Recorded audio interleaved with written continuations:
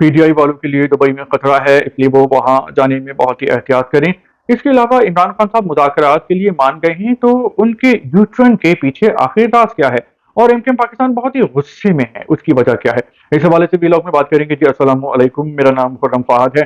سب سے پہلے بات کرتے ہیں دبئی کی۔ پی ٹی آئی والوں کے لیے دبئی جانا اب خطرناک ہو گیا ہے، ان کے خلاف شکنجہ کس دیا گیا ہے۔ جو یو اے ای کی حکومت ہے انہوں نے ایسا بتایا ہے کہ انہوں نے سوشل میڈیا پہ جو لوگ منفی پروپوگنڈا کرتے ہیں ان کے خلاف شکنجہ کس دیا گیا ہے۔ ویزا پالیسی جو ہے اس میں سختی لائی گئی ہے، اور بہت سارے پاکستانیوں کو یو اے ای میں گرفتار کیا گیا ہے کہ جو لوگ سوشل میڈیا پہ انتہا پسندی پھیلا رہے تھے، تشدد پھیلا رہے تھے، تو ان کو 14 سال قید کی سزا دی گئی ہے، کچھ لوگوں کو عمر قید بھی ہو گئی ہے، اور اب جو ویزا پروسیس ہے وہ پاکستانیوں کے لیے مزید سخت کر دیا گیا ہے۔ اور چونکہ ہم جانتے ہیں کہ social media per P T I والوں کا راج ہے، اور پی ٹی آئی والے جو ہیں وہ اپنی کسی بھی مخالف پر ناک میں دم کر کے رکھ دیتے ہیں، اتنی پاور ہے پی ٹی آئی والوں کی سوشل میڈیا پہ۔ تو پی ٹی آئی والوں کو یو اے ای میں زیادہ خطرہ ہے،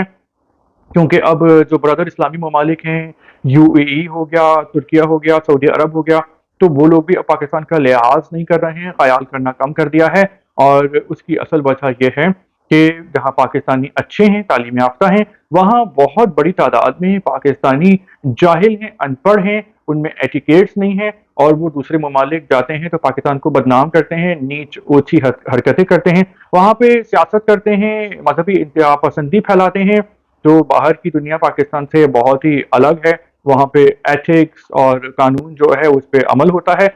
تو اس وجہ سے جو ہے وہ اب جو بھی ویزا مانگے گا یو اے ای کا، تو اس کا سوشل میڈیا چیک کیا جائے گا، اور اگر وہ کسی بھی پارٹی کی محبت میں حد سے زیادہ گرفتار ہے تو اس کا ویزا ریجیکٹ کر دیا جائے گا۔ اور یہ یو اے ای کا ظلم نہیں ہے، بلکہ پاکستانیوں کی اپنی حرکتیں ہیں، جس کی وجہ سے پاکستان کا امیج پاکستانیوں نے بدنام کر دیا ہے اپنی جہالت کی وجہ سے۔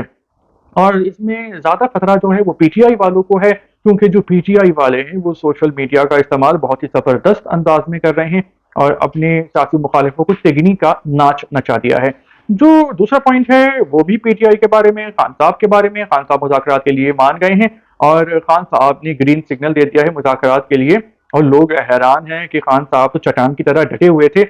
تو آخر وہ مذاکرات کے لیے کیسے مان گئے ہیں؟ اس کے پیچھے راز کیا ہے؟ تو دیکھیں اس کے پیچھے نا دو راز ہیں، دو وجوہات ہیں، سالڈ ریزن ہیں۔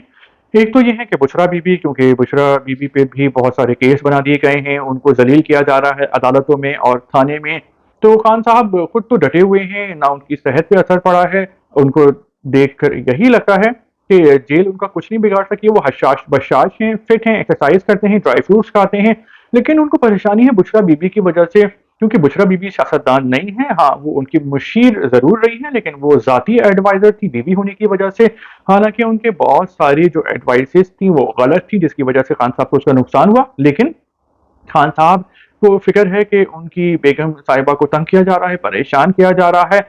اور انہوں نے دیکھ لیا ہے کہ یہ سلسلہ لمبا چلے گا، تو مذاکرات کرنے کا جو ایک مذاکرات کے لیے تیار ہونے کی ایک وجہ بشرا بی بی ہیں، اور دوسری وجہ یہ ہے کہ کریک ڈاؤن کیا گیا ہے پی ٹی آئی کے سوشل میڈیا سیل پہ، اور بہت ساری چیزیں جو ہیں وہ ان کے ہاتھ لگ گئی ہیں کہ یہ سوشل میڈیا کو کس طرح استعمال کرتے تھے، اور جو خان صاحب کے جو چاہنے والے ہیں وہ ان کی محبت میں بعض اوقات انہوں نے حد بھی کراس کی ہیں سوشل میڈیا پہ، انتہا پسندی کی، گالم گلوچ کی ہے، جو کہ قانونی طور پر صحیح نہیں ہے۔ تو سوشل میڈیا جو ہے اس کی وجہ سے بھی یہ لوگ اب تھوڑے سے انڈر پریشر آ گئے ہیں، کیونکہ جو چھاپا مارا گیا تھا دفتر میں پی ٹی آئی کے، تو وہاں سے بہت ساری جو چیزیں ہیں وہ قبضے میں لے لی گئی تھی، تو ریکارڈ ان کے پاس آ گیا ہے۔